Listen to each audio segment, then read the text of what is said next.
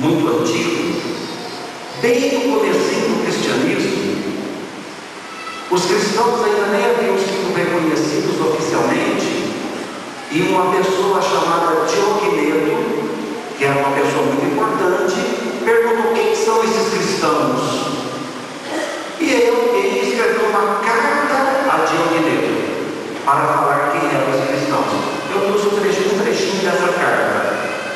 Olha só para vocês verem como que eles entendiam quem era o cristão bem no comecinho do cristianismo, lá no ano 100, ano 200. Diz assim, olha que bonito: não se distinguem os cristãos dos demais, nem pela religião, nem pela língua, nem pelos costumes. Não habitam cidades à parte, não empregam um idioma diverso dos outros, não levam um gênero de vida diferente e extraordinário. Moram alguns em cidades gregas, outros em cidades bárbaras, conforme a sorte de cada um. Seguem os costumes locais, relativamente ao vestuário, à alimentação e ao restante estilo de viver, apresentando um estado de vida político admirável e sem dúvida paradoxal. Moram na própria pátria, mas como peregrinos. Enquanto cidadãos, de tudo participam, porém, tudo suportam como estrangeiros. Toda terra estranha é pátria para eles, e toda pátria é uma terra estranha. Para simplificar, o que a alma é no corpo, são no mundo os cristãos. Deus os colocou em tão elevado posto que não lhes é lícito recusar. Apenas um trechinho dessa carta para dizer como os cristãos eram vistos lá nos inícios, anos 100, anos 200, não eram diferentes. Estavam no meio de todo mundo, conviviam com todo mundo, participavam da vida social, estavam no meio da cidade, não ficavam formando grupos à parte, grupos escondidos, grupos separados, mas estavam misturados com a multidão. No entanto, tinham a consciência de que eram estrangeiros. Embora estivessem no meio de todo mundo e vivessem como todo mundo, eles sabiam que tinham alguma coisa a mais. Os cristãos estavam presentes no meio do mundo, como sal e como luz. Presentes no meio do mundo, como sal e como luz. Vamos repetir essa frase? Presentes no meio do mundo, como sal e como luz. Esse lado aqui é o sal. Aliás, eu sou um cara de sal. Presentes no meio do mundo como sal. Esse lado aqui é a luz. Presentes no meio do mundo como luz. Sal e luz. Tudo na justa medida. Sal demais é bom, sal de menos, só se tem pressão alta, né? Tem que ser de menos. Mas o sal na justa medida, ele dá um sabor gostoso para o alimento. Também nós cristãos não precisamos ser fanáticos, porque senão a gente acaba estragando a nossa religião. Todo fanatismo é ruim. Todo fanatismo é perverso, e vemos isso lá no Islã. Os fanáticos do Islã que amarram bombas na cintura em nome da religião. Todo fanatismo estraga a própria religião. O sal demais não serve, mas também sal de menos também não é bom. Tem que ser o sal na justa medida. Igualmente a luz. A luz demais, o que acontece? Cega os nossos olhos. Se a luz é demais, se a luz é de menos, a gente não enxerga. A luz tem que estar na justa medida, igual aqui. A luz aqui está na justa medida para a gente se enxergar uns aos outros. Então o cristão é alguém que está presente no meio do mundo,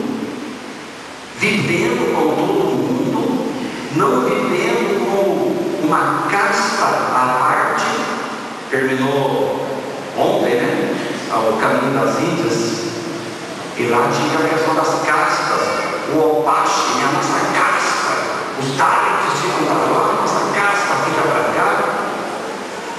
Não podia nem passar na sombra do Dalit. O cristão não pode viver como uma casta à parte. O cristão tem que estar no meio do mundo, no meio das situações, no meio das coisas, no meio dos acontecimentos, no olho do furacão. O cristão tem que estar lá dentro. No entanto, o cristão não pode ser igual a todo mundo. Gente, aqui está o grande problema da gente saber conjugar isso. Eu tenho que estar presente no meio de todo mundo, só que eu não posso ser igual a todo mundo. Eu não posso fazer o que todo mundo faz. Ô padre, todo mundo faz desse jeito, está errado. Não é porque todo mundo faz que está certo.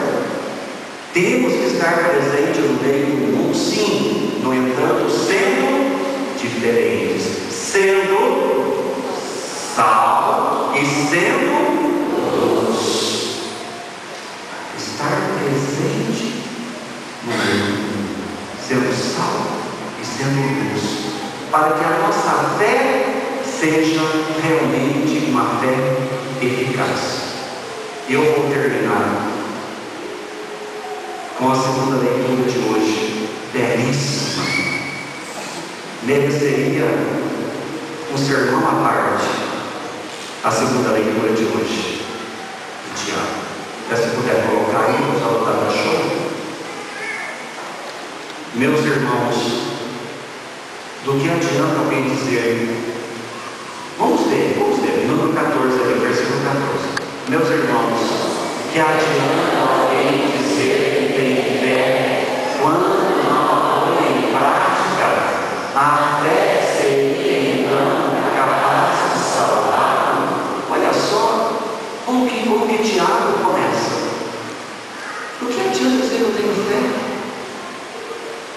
se eu não coloco essa fé em prática? Será que basta só isso?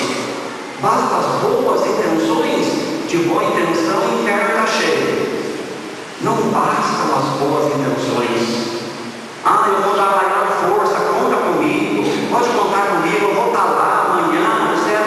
Boa vontade, chega na hora, não aparece. Não tem gente que faz isso? Tem a maior boa vontade, mas é só boa vontade. Na hora de carregar o piano, não aparece. Dá maior apoio, moral, mas não põe a mão na massa. Então Tiago dizendo, de que adianta alguém ter fé? Se não coloca essa fé em prática, meu Deus. E agora vem o mais importante, versículo 17. Vamos passar para frente aqui, versículo 17. Vamos ler? Assim também a fé, se não se traduz em obras, por si só está morta. Uma salva de palmas essa frase aí.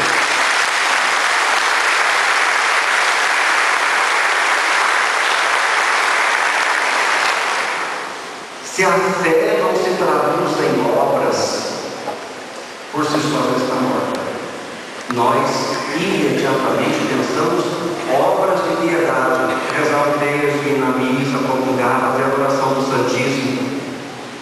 Claro que tudo isso é importante, mas não é isso que São Tiago está falando. Porque domingo passado, São Tiago falou, a religião sem mácula, e a religião que agrada a Deus qual que é? Socorrer o órfão e a viúva em suas tribulações. As obras de que fala Tiago, nesse versículo 17, não são as obras de piedade. As obras de que fala Tiago são obras concretas, em prol dos outros, em prol da defesa da vida, em prol do ser humano. São essas as obras a que Tiago se refere. Vamos já fazer um exame de consciência dentro dessa frase. Às vezes a gente se acha uma pessoa cheia de fé, mas será que esse versículo está iluminando a minha vida?